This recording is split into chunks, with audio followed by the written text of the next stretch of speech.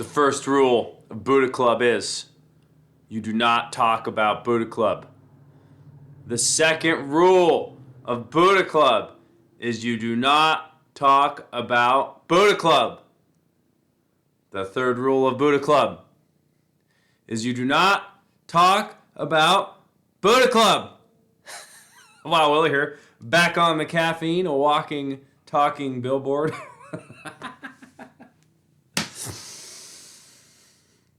You know, I'm in college, right? Oh my gosh, let me tell you what. I can't see any other way than through meditation to solve your problems, to solve all the problems. I can't see any other way because I have meditated. I'm ruined.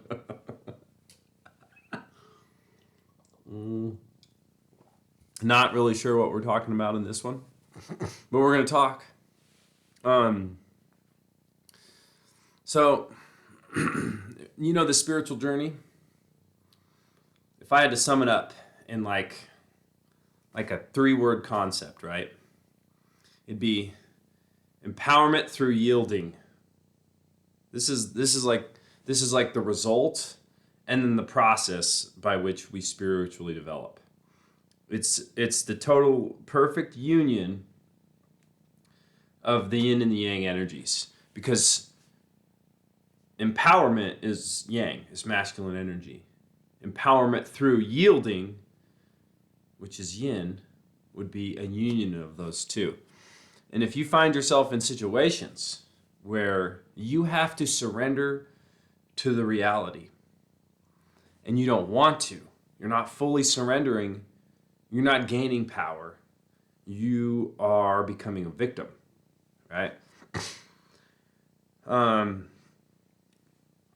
But in order to do this, there must be wisdom and there must be meaning, okay?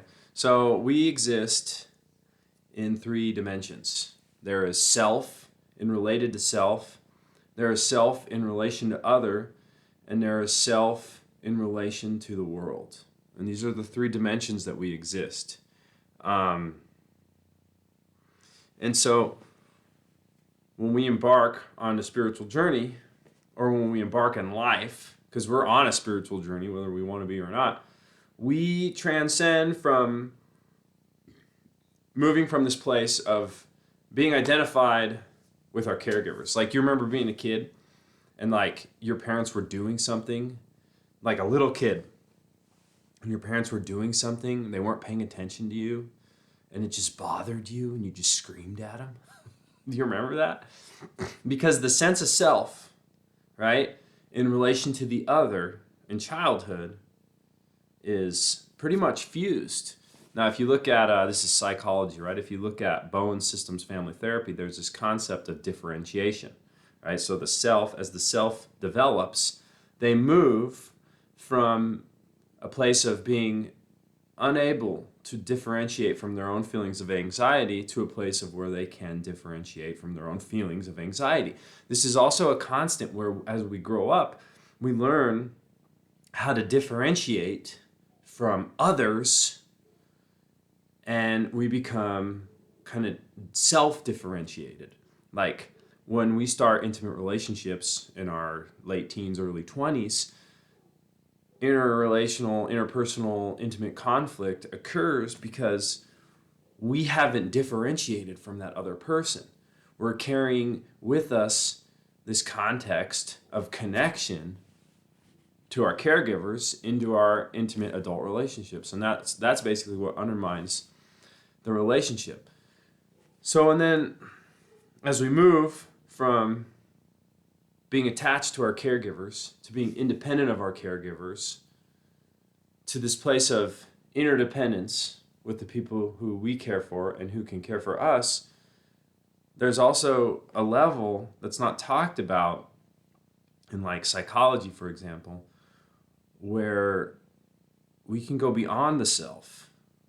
Like, we can go beyond the concept of self. Because, right, I mean, it doesn't end, it keeps going.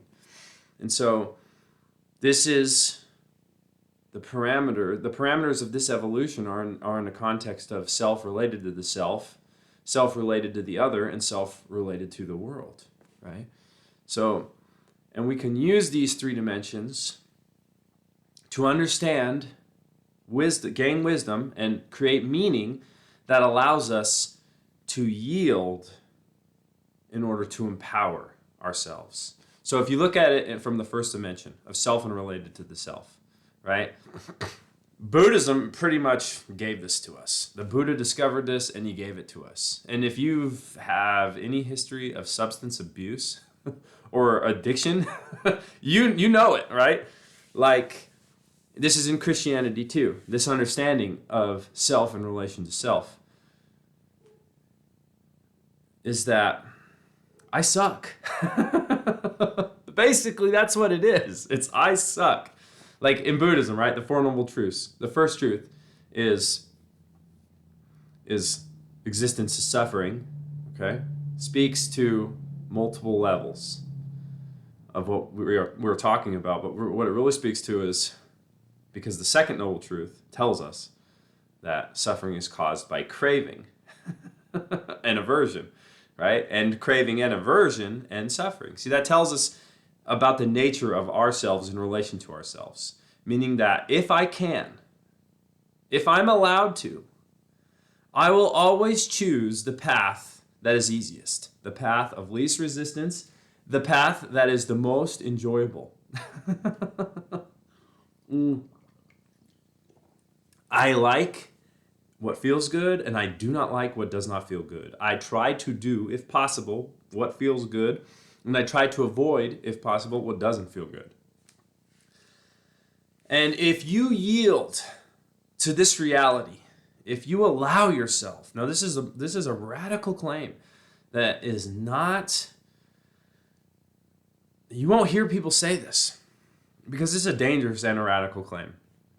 But if you allow yourself to yield to that nature within you, the sinful nature in the Christian language, if you yield to that aspect of yourself, right, as a source of empowerment, what's going to happen is you're going to self-destruct until you hit your bottom. And then once you hit your bottom, there's only one way to go, up, right? So that oftentimes is the process of addiction. In my act of addiction, I yielded to my self-nature to expose that to me. And that's the wisdom I got. The wisdom was, wow, I have no control over myself, and I will always tend to please myself over everything else. That is the nature of self in relation to self. So if you extend out from that dimension and you look in the second dimension of self in relation to others, right? It's a little bit different. You have three dynamics in which a person can relate to another person. So, had to think. So a person will either be in harmony with you, with your will, or they will not be in harmony with you, with your will. They will be against your will. Their will be something different. And in those instances, when you're forced to interact with people, and your will is not in harmony with one another, you have to either assent to their will, or you have to empower your will over their will, right? It's kind of a power issue.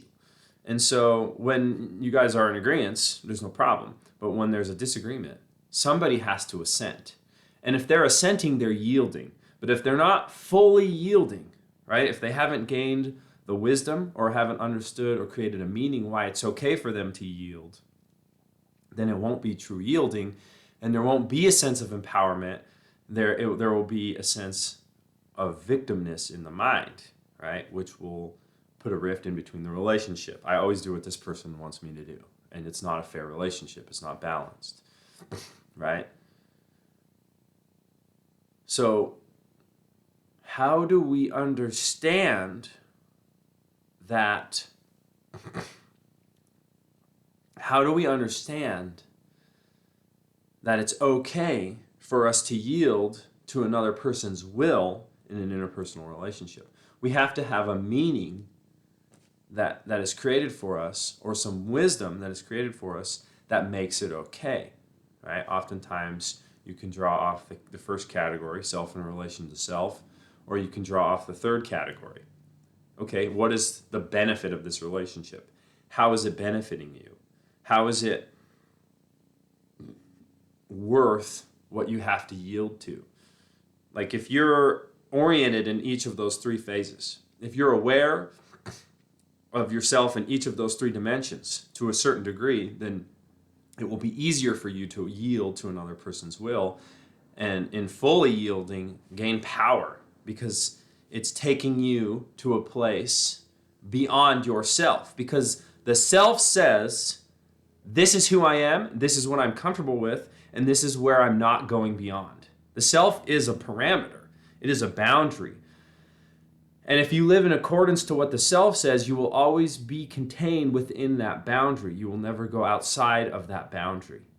But if you allow yourself, if you consciously have decided to go beyond yourself, and when you find yourself in a situation where you have to yield to another person's will, you will say, oh, this is a situation in which I am learning how to go beyond myself. Like, as a psycho-spiritual way to understand that it's okay to yield, and I can empower myself because I am going beyond myself and growing in this other dimension, right? Like I don't really know how to say this other than, like, in life, you have to chase your dreams, and you have to not be afraid of pain. Like, if you are afraid of pain and you are constantly avoiding pain, you're not going to move anywhere. You're going to stay inside that boundary.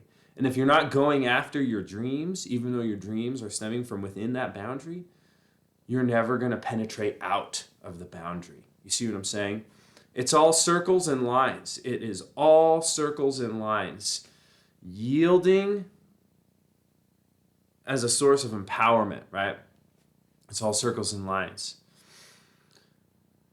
Examining your nature and yourself in the terms of the way the Buddha taught, self-examination on the level of mind, mental contents, body, and bodily contents, which is sensations, will also allow you a distance, a space outside of yourself to give you strength to yield to other people as a source of self-empowerment, and to create harmony within personal relationships, right? Because we can create harmony if there is a disharmony by yielding, right? That's another meaning that we have and that we can reach to as a way to create that balance, right? And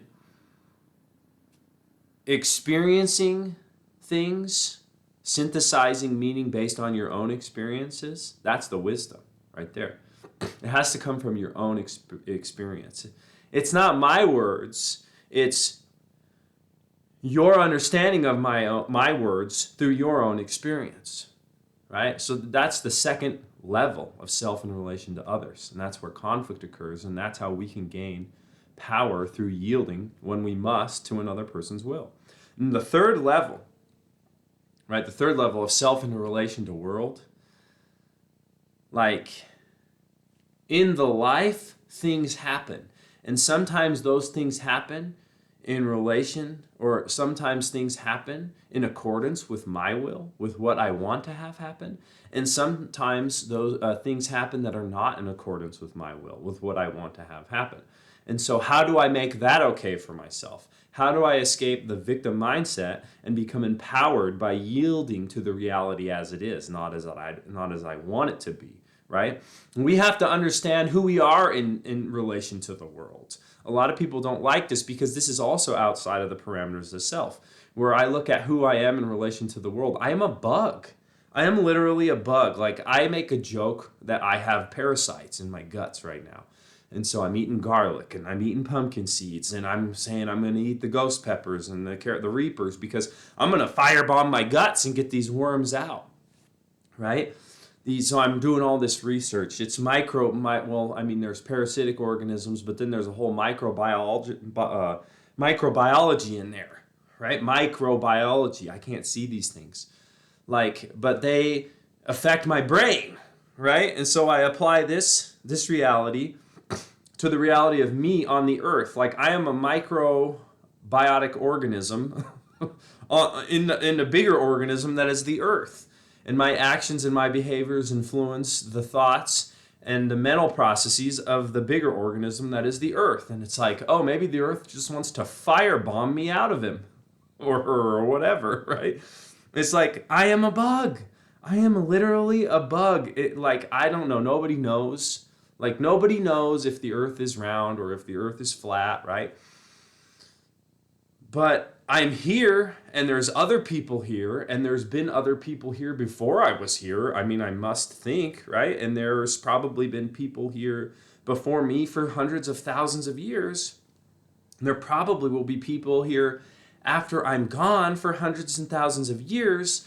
And my life and all the problems in my life in the short, really narrow sliver of time within the bigger context of history really has no significance to anything. And anything I create and anything that gets left behind that was created by me is really of no significance to the larger picture of history. Like, I am literally a bug on the face of the earth.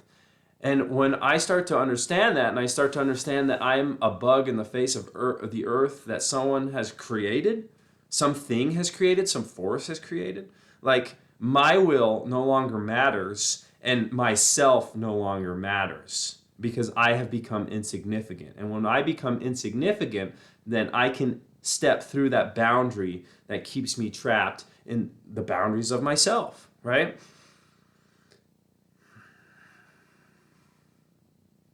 So as we examine ourselves in relation to ourself, others, in the world, when we think about ourselves and look at ourselves and examine ourselves, like, we see that conflict occurs because some other thing's will is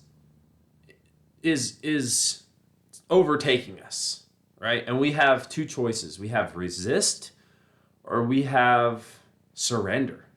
We have resist or surrender, right? If you resist, you probably will be overtaken, and you probably will just create a bunch of misery for yourself, right? If you surrender, if you fully surrender and not surrender like as a victim where you're not actually fully surrendering, if you fully surrender, you can surrender and empower yourself at the same time, right? That's the whole point of the spiritual journey. That is the whole process by which the spiritual journey happens and occurs. And those are the three areas in how it can be expressed. Anyways, back on the bangs. Hope you've enjoyed the video. It was an impromptu video. Until next time, it's a long one. Hope you make it through to the end. Next time, Wild the Willie out. And I'll tell you about my worms if I, get any out.